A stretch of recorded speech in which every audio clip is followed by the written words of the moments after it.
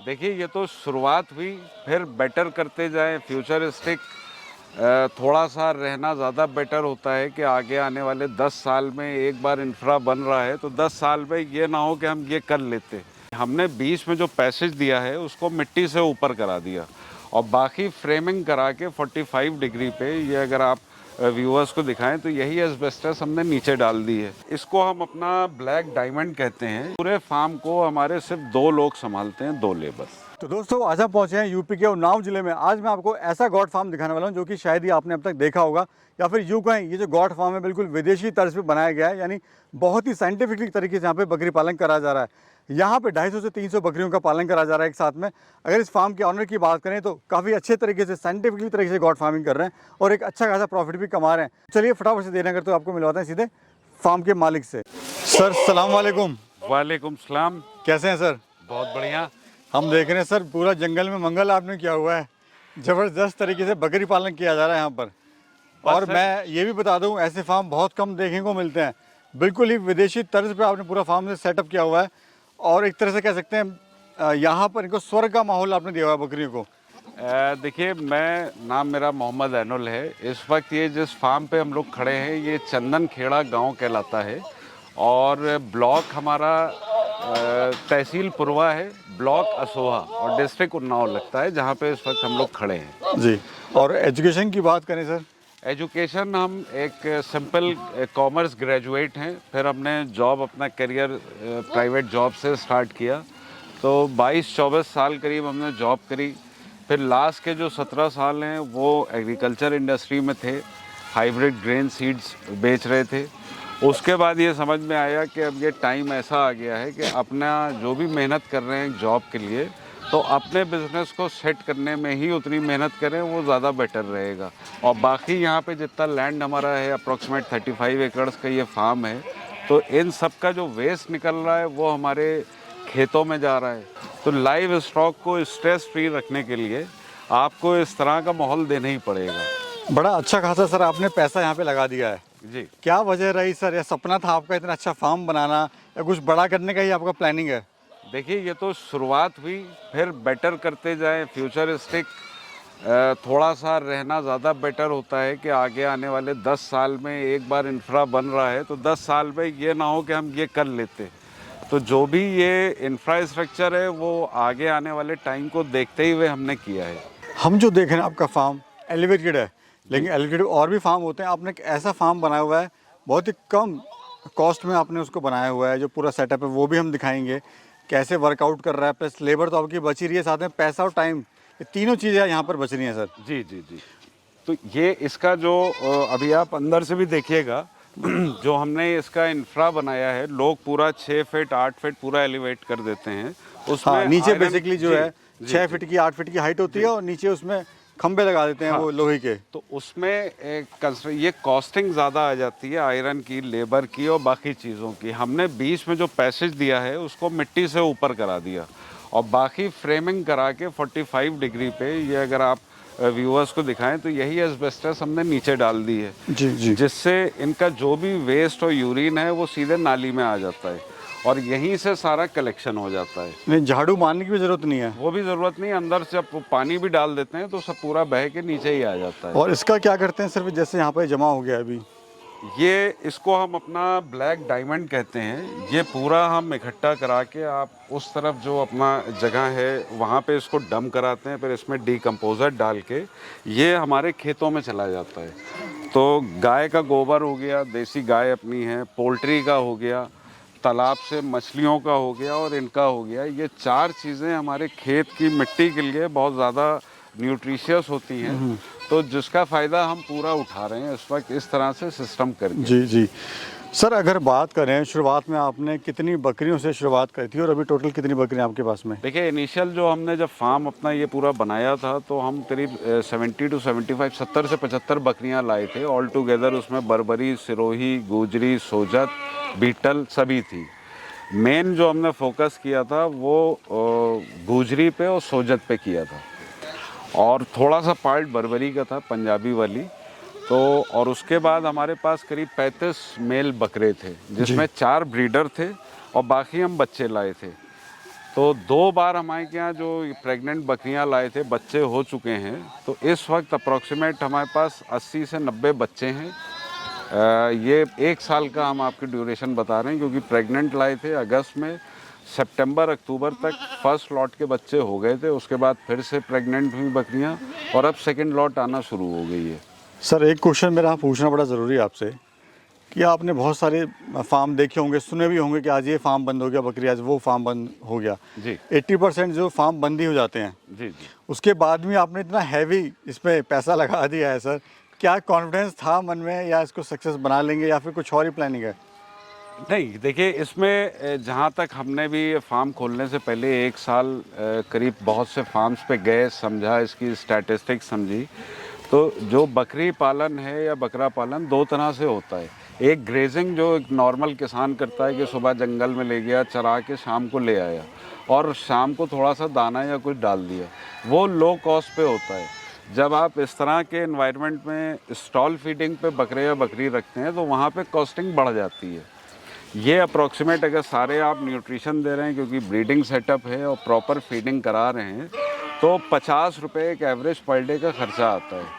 यही वो की फीचर है कि जो भी किसान इसको करने जा रहा है, इस गोट इंडस्ट्री में आ रहा है या फार्मिंग में जा रहा है, उसका ये कैलकुलेशन ज़रूरी है कि हम 50 बकरी रख रहे हैं स्टॉल फीडिंग पे, तो हमारा 50 रुपये पर बकरी पर डे फीड का खर्चा आना है।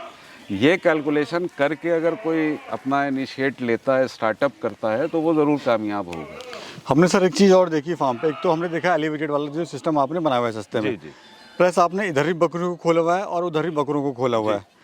तो इतना अच्छा माहौल दे रहे हैं, क्या रीज़न है कि सर आपने एक तरफ ना करके दोनों तरफ खोला हुआ है इसको? देखिए, इसमें जब ब्रीडिंग सेटअप होता है तो सेक्शंस आपको इसलिए ज़रूरी हो जाते हैं। अभी अपने पास 24 सेक्शन हैं कि जो प्रेग्नेंट बकरियां हैं या बच्चे दे चुकी हैं, फिर बच्चों को आपको अलग अलग करना है, उसमें बकरे भी हैं उनको अलग करना है, सबकी फीडिंग अलग है, तो इसलिए आपको सेक्शन ज़्यादा चाहिए होंगे प्रॉपर मैनेजमेंट के लिए। तो हमने 12 सेक्शन इधर किए हैं जिनका प्ले एरिया इधर है, और 12 सेक्शन उधर हैं हमारे इंटरनल जिनका प्ले एरिया उधर दिया है। प्ले एरिया देने का, जैसे मैंने पहले कहा, कि जब तक जानवर को या लाइव स्टॉक जो भी हो स्ट्रेस फ्री आप नहीं रखेंगे, तब तक आपको वो रिज़ल्ट जो आप चाह रहे हैं वो आएगा नहीं।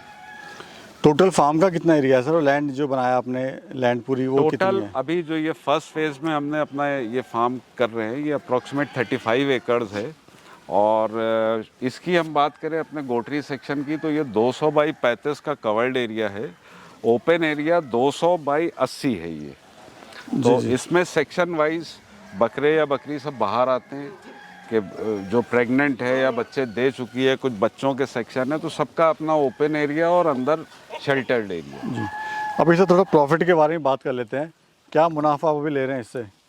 देखिए, अभी क्योंकि ब्रीडिंग सेटअप है, और ब्रीडिंग सेटअप में आपके व्यूवर्स को भी ये कहना चाहेंगे कि 3 साल पेशेंस चाहिए इसमें, जब आप ब्रीडिंग सेटअप कर रहे हैं। तो अभी हमने, क्योंकि इसमें कोई बेचा नहीं है, लेकिन एक्सपेक्टेड ये है, जो आज की डेट में मार्केट है, कि अगर गुजरी सोजत के आपके पास अच्छे मेल या फीमेल हैं, फीमेल तो अच्छे फार्म्स वाले आपसे लेके जाएंगे, और अगर मेल अच्छे हैं तो इसका मार्केट बॉम्बे का है। जो थोड़ा बहुत छोटा रह गया या बर्बरी है या उस तरह का, वो आपका लोकल मार्केट है और बकरीद है। तो ओवरऑल मटन का मार्केट कह लीजिए या अच्छे बकरों का मार्केट कह लीजिए, बहुत अच्छा है, डिपेंडिंग ऑन कि आपने कहाँ फोकस किया हुआ है, कौन सी मार्केट अपनी बनाई है। यानी दोनों तरह से इसमें मार्केट है, ईद पर्पज़ के लिए भी और ब्रीडिंग पर्पज़ के लिए भी। अच्छा सर, अगर कोई फार्म शुरू करना चाहता है तो सबसे ज़्यादा उसके मन में सवाल होता है कि भाई मैं जो माल ला रहा हूँ, ये खरीद लिया मैंने, उसको मैं कहाँ बेचूंगा? कल को मैंने पैसा भी लगा दिया, कहीं मुझे नुकसान ना हो जाए, माल ना बिके, तो आप क्या सजेशन करते हैं सर, कहाँ वो बेच सकता है? देखिए, सबसे इम्पोर्टेंट पॉइंट यही है, ये एरिया टू एरिया वेरी करता है। जो भी फार्मर इस इंडस्ट्री में आना चाह रहा है या गोट सेटअप लगाना चाह रहा है, वो सबसे पहले अपने सराउंडिंग जितनी उसकी कैपेसिटी है कि वो कहाँ पे अपना तैयार बकरा या बकरी या बच्चा बेच सकता है, और उस मार्केट में कौन सी नस्ल बिक रही है, उसके बाद वो उस ब्रीड पे काम करे। जी, अभी जो आपने इतना सारा इनको प्लेग्राउंड दिया हुआ है सर, साथ में हरा चारा भी है, तो इससे कुछ फ़ायदा हो रहा है आपको, बेनिफिट हो रहा है सर? नहीं, बिल्कुल फ़ायदा है। इसका फ़ायदा जो मैंने कहा कि लाइव स्टॉक है, इनको भी हक है खेलने का और बाहर टहलने घूमने का, तो इम्यूनिटी इनकी अच्छी होती है, डिजीज़ फ्री रहते हैं, हेल्थ इनकी अच्छी रहती है। बच्चों को जब आप प्ले एरिया देंगे उनके हेल्थ अच्छी रहेगी। सेकेंडली बंद होने के बाद शाम को ये बाहर आके बैठते हैं, जाड़ा होता है तो उसमें धूप लेते हैं बाहर बैठ के। तो ये एनवायरनमेंट कोई भी हो जानवर उसको आपको देना ही देना है। खाने के बारे में थोड़ा बताइए, क्या आप दे रहे हैं इनको डाइट, को स्पेशल डाइट भी दे रहे हैं सर, और कितना टाइम आप इनको दे रहे हैं? देखिए बहुत स्पेशल नहीं, लेकिन एक कैलकुलेटिव दे रहे हैं कि उसमें प्रोटीन विटामिन सारे पूरे हो जाएं। सुबह का हम सोया, चना, गेहूं और जौ ये स्प्राउटेड इनको एक रात पहले भिगा देते हैं, एक दिन पहले, और नेक्स्ट डे मॉर्निंग में वो दे देते हैं।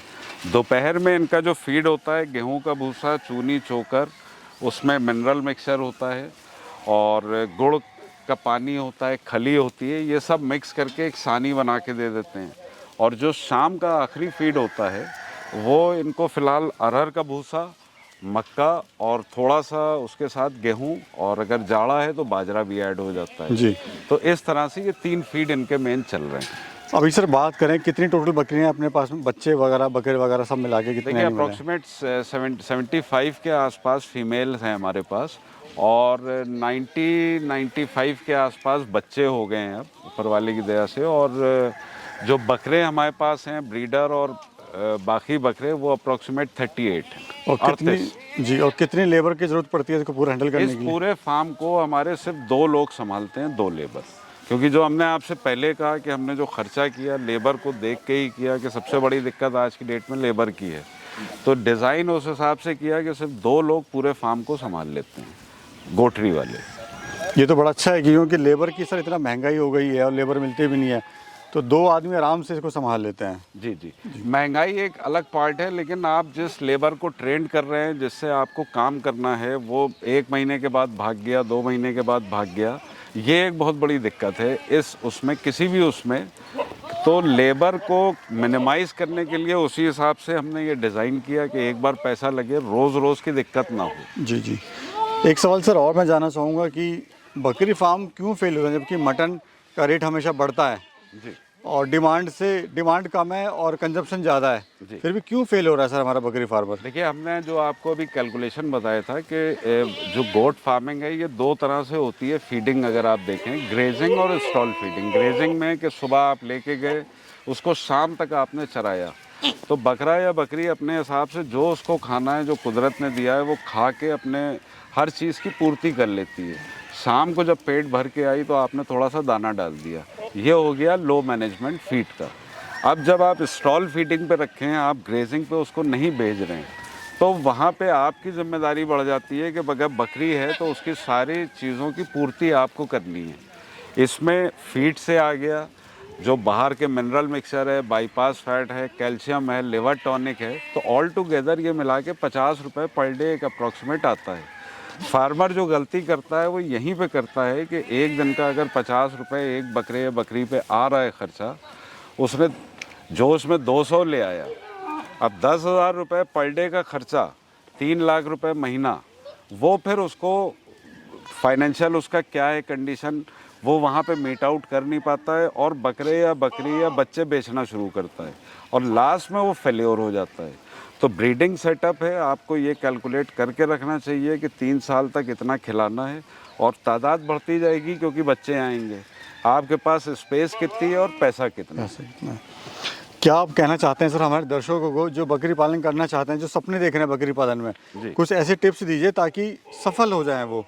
देखिए सबसे पहला, जहाँ पे भी आप ब्रीडिंग सेटअप लगा रहे हैं या ट्रेडिंग करने जा रहे हैं, लोकल मार्केट को ज़रूर ऑब्जर्व करें कि जहाँ पे आपकी पहुँच है कि आप क्या चीज़ बेच सकते हैं और कितने तक बेच सकते हैं। उसके बाद ब्रीड का सिलेक्शन करें, कॉस्टिंग आप उस हिसाब से जोड़ें कि कितनी आपकी कॉस्टिंग आएगी, कितने में आप बेच पाएंगे, उसके बाद आप इस इंडस्ट्री में आएँ। बहुत बहुत शुक्रिया सर, और इस जानकारी से हमें ये नॉलेज मिलती है जो आपने बताया है कि एक तो कम बजट से शुरुआत करें, अगर किसी के पास कम बजट है तो कम से शुरू करें और धीरे धीरे आगे बढ़ने की कोशिश करें। जी, बहुत बहुत शुक्रिया सर। धन्यवाद। धन्यवाद।